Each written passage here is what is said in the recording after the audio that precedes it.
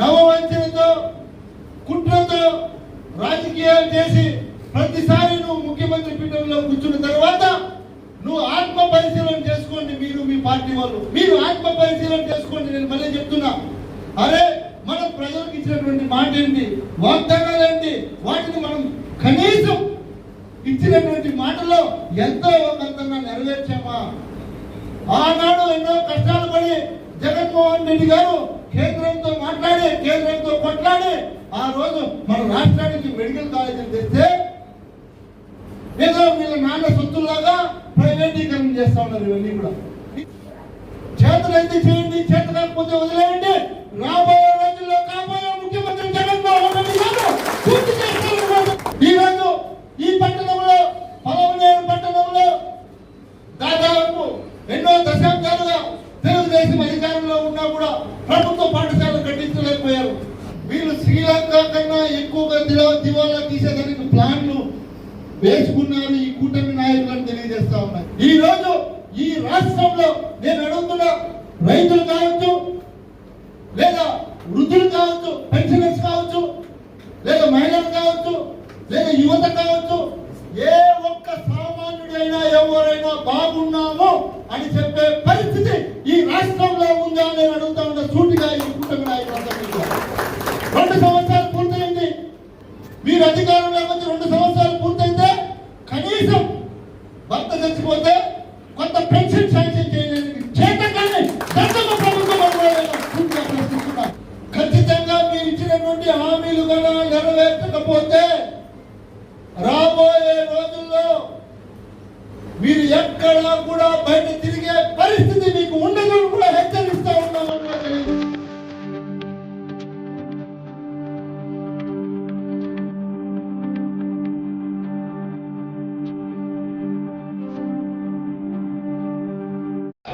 కొంచెం సహకరించాల్సిందిగా కోరుతుంది. Bright line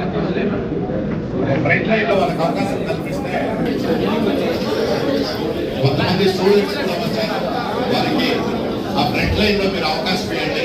మన పార్టీ అందరూ ఒకటే ఇక్కడ, వాళ్ళు వేరే వీడియోనే కాదు.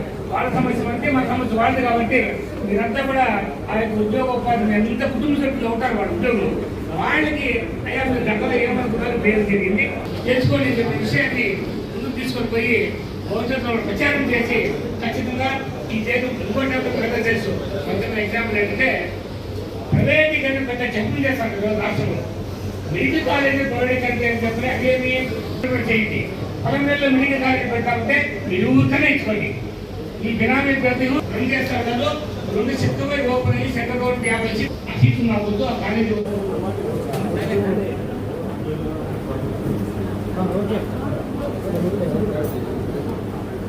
ఈ కార్యక్రమానికి చేసినటువంటి మీడియా సోదరులందరికీ కూడా పేరు పేరున ధన్యవాదాలు తెలియజేసుకుంటూ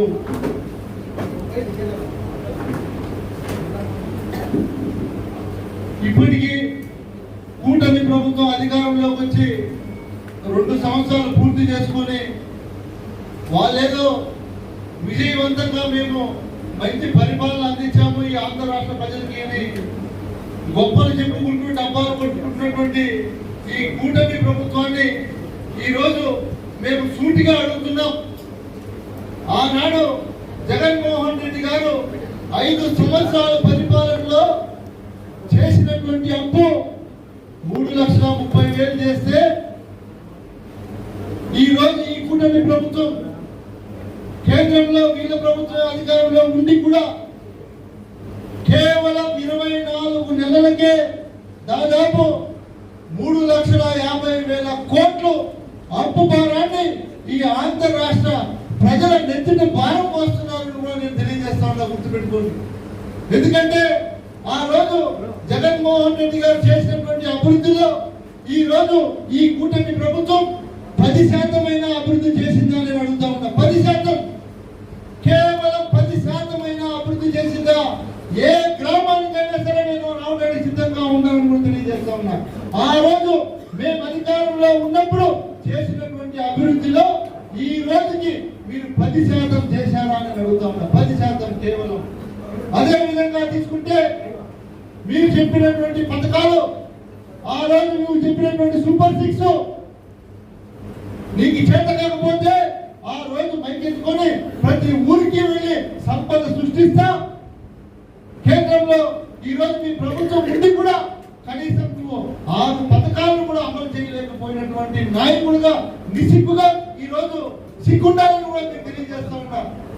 ఎందుకంటే ఆ రోజు కోవిడ్ కారణంగా, కరోనా కారణంగా 2 సంవత్సరాలు ప్రజలు భయభ్రాంతులకు గురై బయటికి రానటువంటి పరిస్థితి ఉంది. అప్పుడే నాగభూషణ్ సార్ చెప్పినట్టుగా వాళ్ళు టీచర్ గా పనిచేసే సమయంలో వాళ్ళు ఎవరు బయటకు రాకపోతే కూడా ఆ రోజు ఉద్యోగస్తులకు కూడా జీతం ఇచ్చి వాళ్ళని బాగా చూసుకునేటువంటి ముఖ్యమంత్రి జగన్మోహన్ రెడ్డి గారు ఈ రోజు వాళ్ళందరూ చూసాం. ప్రజలను మోసం చేసి ఈ రోజు అధికారంలోకి వచ్చిన తర్వాత కాకమ్మ కథ చెప్పుకుంటూ ఏదో వాళ్ళకు ఉన్నటువంటి మీడియాను అడ్డం పెట్టుకుని అన్ని చేసేసాం, సూపర్ 6 అయిపోయింది. ఎవరైనా సూపర్ 6 అడిగితే 4 మందం అంటారు. నేను ఈరోజు అడుగుతున్నా, ఏ నాయకుడైనా సరే ఈ రాష్ట్రంలో ఎక్కడికి రావడానికైనా మేము సిద్ధంగా ఉన్నాం. మా నాయకుడు జగన్మోహన్ రెడ్డి గారు 5 ఏళ్లలో పరిపాలించినటువంటి పరిపాలన, ప్రజలకు అందించినటువంటి పథకాలు గుండెలో చిరస్థాయిగా నిలిచిపోతాయి. గుర్తుపెట్టుకోండి కూడా మీకు తెలియజేస్తా ఉన్నా. ఎందుకంటే ఈ రోజుకి మీ ప్రభుత్వం అధికారంలో వచ్చి 2 సంవత్సరాలైనా ఏ తెలుగుదేశం కార్యకర్త అయినా లేదా వైఎస్ఆర్ కాంగ్రెస్ పార్టీ కార్యకర్త అయినా కావచ్చు లేదా సాధారణమైనటువంటి వ్యక్తి అయినా సరే ఈ రోజు కూడా అమ్మఒడి పడిందా లేదా అని అడుగుతున్నాడు తప్ప నువ్వు పెట్టినటువంటి పథకం పేరు కూడా ప్రజలు గుర్తులేదు కూడా తెలియజేస్తా ఉన్నా మీకు ఈ సభముఖంగా. మీరు ఆ రోజు ఏదైతే మాటలు చెప్పారో వాటన్నింటినీ కూడా పూర్తి స్థాయిలో ఫుల్ఫిల్ చేయకపోతే రాబోయే రోజుల్లో ఖచ్చితంగా ప్రజలందరూ కూడా రోడ్ల మీదకి వస్తారు. మీరు ఇచ్చినటువంటి మాట నిలబెట్టుకోవాల్సినటువంటి బాధ్యత మీ మీద ఉంది. మొన్నటికి మొన్న డిఎస్సి జరిగింది. డిఎస్సిలో ఎంత దగా మోసం జరిగిందో వాళ్ళు అడుగుతున్నటువంటి ప్రశ్నలకు ఏ ఒక్కరైనా సమాధానం చెప్తున్నారో సూటిగా అడుగుతా ఉన్నా. ఒక్కరైనా వాళ్ళ నాయకుడు కానీ, మంత్రి కానీ, ముఖ్యమంత్రి కానీ ఏ నాయకుడైనా ఈ రోజు డిఎస్సి బాధ్యులు ఎవరైతే ఉన్నారో వాళ్లకు సమాధానం చెప్పే ధైర్యం ఉందా మీకు నేను అడుగుతా ఉన్నా. ఆ రోజు నిరుద్యోగ వృత్తి ప్రతి మహిళలకు కూడా ఆ రోజు ఎవరైతే ఉన్నారో యువతకు నిరుద్యోగ వృత్తి ప్రతి మనిషికి 3,000 రూపాయలు ఉద్యోగం రానటువంటి వారికి నిరుద్యోగ వృత్తి ఇస్తామని చెప్పినటువంటి ప్రగల్భాలు పలికినటువంటి వ్యక్తి నువ్వు ఈ రోజు ఇప్పటికి దాదాపు 24 నెలలు అయింది. 24 నెలలు ఇంటూ 3,000 అంటే దాదాపు 72,000 రూపాయలు నువ్వు ఒప్పుకున్నావు ఆ యువకులకి. ఎప్పుడు చెల్లిస్తామని అడుగుతా ఉన్నా నేను. అంటే నీ నోటికి ఏదొస్తే అది ఊదర కొట్టుకుంటా, ఎన్నికల్లో ఊదర కొట్టుకుంటా వెళ్ళిపోయి ప్రజలను మోసం చేసి ముఖ్యమంత్రి పీఠం ఎక్కిన తర్వాత నువ్వు ప్రజలను మోసం చేయాలనుకుంటే ఇది తగ్గుతుందా అడుగుతాడు చంద్రబాబు నాయుడు గారు. నీకు కేవలం నువ్వు గెలిచిన ప్రతి ఎన్నికల్లో కూడా నువ్వు గుర్తుపెట్టుకో, అందరూ కూడా గుర్తించుకోండి. ఏదో ఒకటి మోసం చేసి నవవంచనతో కుట్రతో రాజకీయాలు చేసి ప్రతిసారి నువ్వు ముఖ్యమంత్రి పీఠంలో కూర్చున్న తర్వాత నువ్వు ఆత్మ పరిశీలన చేసుకోండి. మీరు మీ పార్టీ వాళ్ళు మీరు ఆత్మ పరిశీలన చేసుకోండి. నేను మళ్ళీ చెప్తున్నా, అరే మనం ప్రజలకు ఇచ్చినటువంటి మాట ఏంటి, వాగ్దానాలు ఏంటి, వాటిని మనం కనీసం ఇచ్చినటువంటి మాటలో ఎంతో కొంత నెరవేర్చామా అని మీరు ఆత్మ పరిశీలన చేసుకోండి అని కూడా మీకు తెలియజేస్తా ఉన్నా. ఆనాడు ఎన్నో కష్టాలు పడి జగన్మోహన్ రెడ్డి గారు కేంద్రంతో మాట్లాడి కేంద్రంతో కొట్లాడి ఆ రోజు మన రాష్ట్రానికి మెడికల్ కాలేజీలు తెస్తే ఏదో వీళ్ళ నాన్న సొత్తులాగా ప్రైవేటీకరణ చేస్తా ఉన్నారు. ఇవన్నీ కూడా ఇది ఎంతవరకు కరెక్ట్ అడుగుతా ఉన్నా మేము. చేతనైతే చేయండి, చేత కాకపోతే వదిలేయండి. రాబోయే రోజుల్లో కాబోయే ముఖ్యమంత్రి జగన్మోహన్ రెడ్డి గారు పూర్తి ఈ రోజు ఈ పట్టణంలో పలమనేరు పట్టణంలో దాదాపు ఎన్నో దశాబ్దాలుగా తెలుగుదేశం అధికారంలో ఉన్నా కూడా ప్రభుత్వ పాఠశాలలు కట్టించలేకపోయారు. మేము అధికారంలోకి వచ్చిన తర్వాత మా ముఖ్యమంత్రి జగన్మోహన్ రెడ్డి గారిని మేము ఆనాడు ఖచ్చితంగా మా పలమనేరు నియోజకవర్గానికి పెద్ద పట్టణం 5 మండలాల కూడలి తెలుగు మరియు కన్నడ మరియు తమిళ రాష్ట్రాలకు ఉన్నటువంటి కూడల్లో మీరు పెద్ద ఆసుపత్రి కావాలంటే అప్పటికప్పుడు శాంక్షన్ చేసి కట్టించినటువంటి ఘనత జగన్మోహన్ రెడ్డి గారు. సమయం సరిపోదు. ఆయన చేసినటువంటి మేలు చెప్పుకుంటూ పోతే సమయం సరిపోదు. కేవలం ఎల్లో మీడియాలో చంద్రబాబు నాయుడు గారు ఏదో ఈ రాష్ట్రాన్ని ఉద్ధరిస్తున్నారు అని చెప్పడం, నిజం చెప్తున్నా ఈ రాష్ట్రాన్ని వీళ్ళు శ్రీలంక కన్నా ఎక్కువగా దివాలా తీసేదానికి ప్లాన్లు వేసుకున్నారు ఈ కూటమి నాయకులను తెలియజేస్తా ఉన్నా. ఎందుకంటే ఆ రోజు జగన్మోహన్ రెడ్డి గారు 5 సంవత్సరాల్లో చేసినటువంటి అప్పు నువ్వు 2 సంవత్సరాలకి చేసావు. చేసి ఇంకా 3 సంవత్సరాల పరిపాలన ఉంది. నువ్వు 3 సంవత్సరాల పరిపాలనలో ఇంకా ఏమేమి చేస్తావో, ఈ రాష్ట్ర ప్రజల నెత్తిన ఎంత భారం వేస్తావో అర్థం కానటువంటి అయోమయ పరిస్థితిలో ఈ రాష్ట్ర ప్రజలు ఉన్నారని కూడా తెలియజేస్తా ఉన్నా. ఎందుకంటే విజయవాడలో అమరావతి పేరున అమరావతి అనే ఒక పేరు పెట్టి మనల్ని అందరినీ కూడా ఆ భ్రమలో ఆ ట్రాన్స్ లో ఏదో చేస్తున్నాడు అని. ఎందుకంటే ఇక్కడ ఉన్నటువంటి ప్రజలకు అమరావతిలో ఏం జరుగుతుందో కూడా అక్కడికి వెళ్ళి చూసే పరిస్థితి ఉండదు. ఎందుకంటే అక్కడికి వెళ్తే రోడ్లు ఉండవు, దారులు ఉండవు, అక్కడికి లోపల పోయి చూడడానికి కూడా అవకాశాలు ఉండవు. అప్పుడే పెద్ద చెప్పినట్టుగా ఒక స్క్వేర్ ఫీట్ కి 24,000 రూపాయలు వసూలు చేస్తున్నారు. అంటే 24,000 రూపాయలు ఎక్కడా కూడా ఏ దేశంలో కూడా ఒక అడుగు 24,000 రూపాయలు ఇచ్చినటువంటి చరిత్ర ఈ ఒక్క దౌర్భాగ్య పరిస్థితి అమరావతిలోనే ఉంది అని కూడా తెలియజేస్తా ఉన్నా. గుర్తుపెట్టుకోండి. ఈ రోజు ఈ రాష్ట్రంలో నేను అడుగుతున్న రైతులు కావచ్చు, లేదా వృద్ధులు కావచ్చు, పెన్షనర్స్ కావచ్చు, లేదా మహిళలు కావచ్చు, లేదా యువత కావచ్చు, ఏ ఒక్క సామాన్యుడైనా ఎవరైనా బాగున్నాము అని చెప్పే పరిస్థితి ఈ రాష్ట్రంలో ఉందా నేను అడుగుతా ఉన్నా సూటిగా ఈ కూటమి నాయకులందరినీ. 2 సంవత్సరాలు పూర్తయింది. మీరు అధికారంలోకి వచ్చి 2 సంవత్సరాలు పూర్తయితే కనీసం భర్త చచ్చిపోతే కొంత పెన్షన్ శాంక్షన్ చేయడానికి చేతకాని దత్తత ప్రభుత్వం పూర్తిగా ప్రశ్నిస్తున్నారు. ఈ రోజుకి ఒక కొత్త పెన్షన్ ఇచ్చారా మీ ప్రభుత్వంలో అడుగుతా ఉన్నారు. 2 సంవత్సరాలు ఎన్ని సంవత్సరాలు కావాలి మీకు అధికారం? ఒక పెన్షన్ ఇవ్వడానికి కూడా చేతకానటువంటి ప్రభుత్వం ఈ ఆంధ్ర రాష్ట్రంలోనే ఉంది కూడా తెలియజేస్తాం. ఎక్కడా లేదు. ఎవరైనా సరే సోషల్ మీడియాలో ఈ ప్రభుత్వం ఇలా చేస్తుంది అంటే కుయ్యి కుయ్యి కుయ్యి అని పోలీసులు పోతారు. పోయి వారి మీద తప్పుడు కేసు పెట్టి వారిని తీసుకుని స్టేషన్ లో కూర్చోబెట్టి బెదిరిస్తారా? హెచ్చరిస్తున్నాం, గుర్తుపెట్టుకోండి. పోలీసు వారు కూడా సరే ఎవరైతే మా కార్యకర్తల జోలికి వస్తున్నారో పదే పదే నేను చెప్తున్నా, రాబోయే రోజుల్లో చేసి చూపిస్తారని కూడా తెలియజేస్తున్నా. పోలీసు దయచేసి మా కార్యకర్తల జోలికి రావద్దండి. కావాలని మీరు ఏదైనా మా కార్యకర్త జోలికి వస్తే కబడ్డారు గుర్తుపెట్టుకోండి. రాబోయే రోజుల్లో మూల్యం చెల్లించక తప్పదు అని కూడా గుర్తు చేస్తున్నాం మీ అందరికీ అధికారులు. ఎందుకంటే ఈ రోజు మన రాష్ట్రంలో జరిగినటువంటి సంఘటనలు చూస్తే గతంలో బిహార్ లో కూడా జరగలేదు. అన్నీ ఉన్నాయి. మొత్తం డిస్ప్లే చేసాం, మీరు చూసుకోవచ్చు. ఆఫీస్ మొత్తం కూడా ఈ రోజు డిస్ప్లే చేసి చూపిస్తున్నాం. ఎన్నో చోట్ల అమ్మాయిలు ప్రాణాలు కోల్పోతున్నారు. లాంగ్ ఆర్డర్ పనిచేయట్లేదు.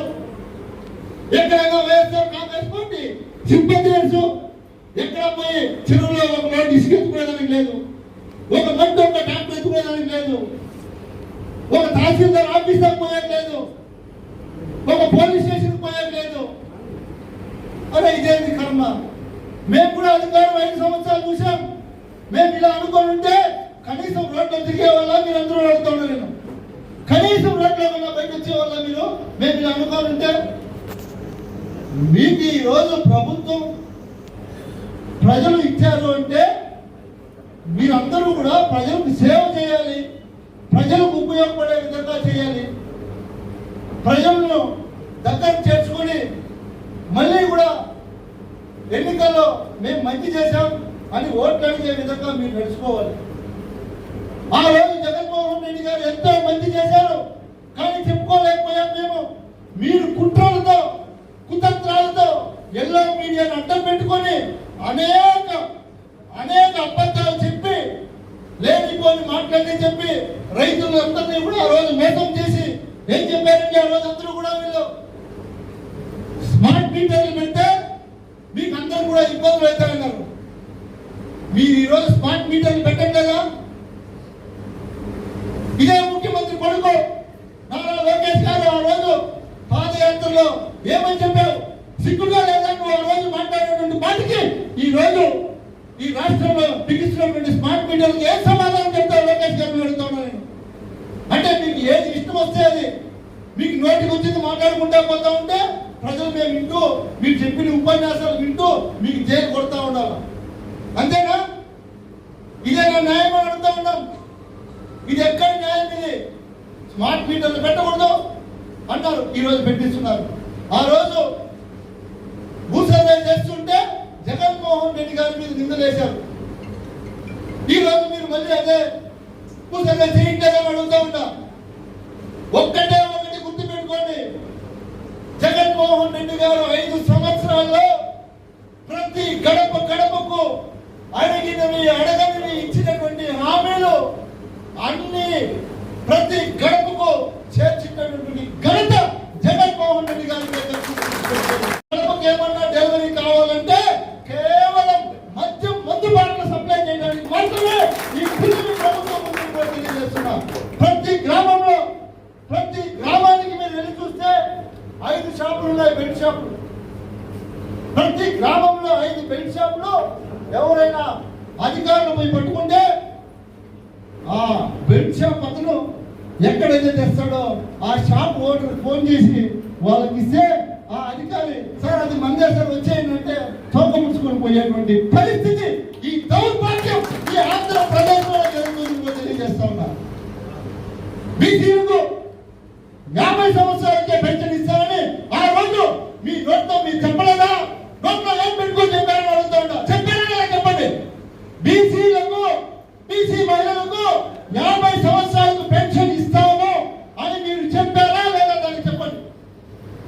ఎక్కడికి రమ్మన్నా వస్తా అంటే మీరు చెప్పేదంతా కూడా శ్రీలంక నీతులు చేసేదేదో సాధించదు. అట్లాంటి పరిస్థితి, ఇంత దౌర్భాగ్య పరిస్థితి ఈ రాష్ట్రంలో ఉంది అంటే నిజంగా చాలా సిగ్గుచేటుగా ఉంది నేను తెలియజేస్తా ఉన్నా. ఒక్కటే ఒకటి గుర్తు పెట్టుకోండి. మొన్న చెప్పాం, నిన్న చెప్పాం, ఈరోజు చెప్తున్నాం. ఖచ్చితంగా మీరు ఇచ్చినటువంటి హామీలు కూడా నెరవేర్చకపోతే రాబోయే రోజుల్లో మీరు ఎక్కడా కూడా బయట తిరిగే పరిస్థితి మీకు ఉండదు కూడా హెచ్చరిస్తా ఉన్నామని తెలియజేస్తాను. కాబట్టి ఇక్కడికి విచ్చేసినటువంటి రైతులకు, మహిళలకు,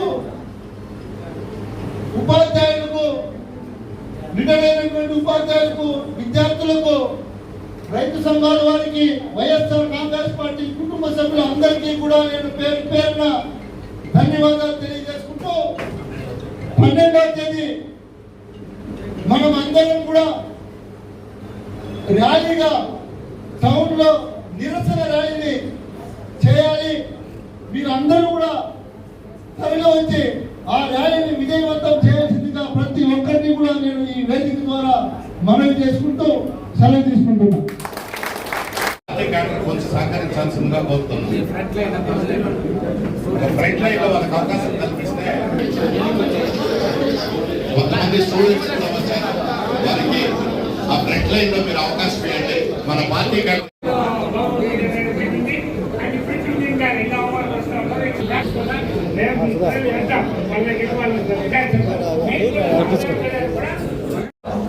అందరూ ఒకటే ఇక్కడ.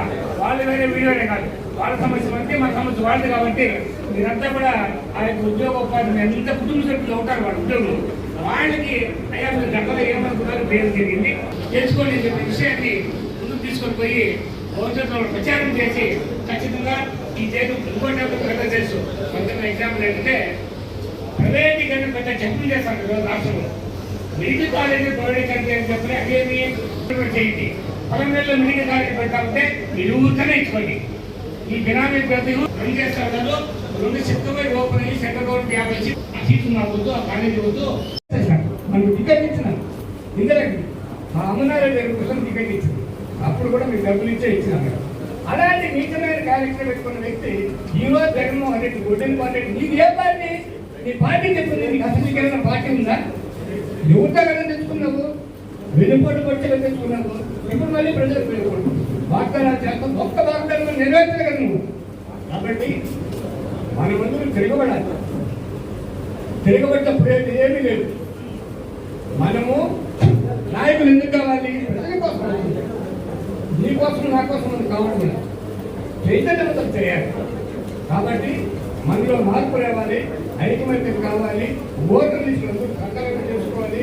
మనం నిలబెట్టిన ప్రతి వ్యక్తిని పోరాడి కొట్లాడి మన అభ్యర్థుల మీద గెలిపించుకున్న రోజే జగన్మోహన్ రెడ్డి సీఎం అవుతాడు. ఈ చంద్రబాబు నాయుడు అతను కొడుకుని ఇంటికి పంపించవచ్చు. ఈసారి తెలుగుదేశం ఓడిపోతే మన పార్టీ ఉండదు. కాబట్టి మనం అందరూ జాగ్రత్తగా ఉండాలని కోరుకుంటూ నాకు ఈ అవకాశం ఇచ్చిన మీకందరూ కూడా మరొకసారి శిరస్సు జై జగన్. అన్నీ కూడా కేవలం సమావేశాలకే పరిమితం కాకుండా మనమందరూ ఐకమత్యంతో ప్రజలకు తీసుకెళ్తే మార్పు అనేది ప్రజల్లో. గౌరవనీయులు మాజీ ముఖ్యమంత్రి వర్యులు, మన పార్టీ అధ్యక్షులు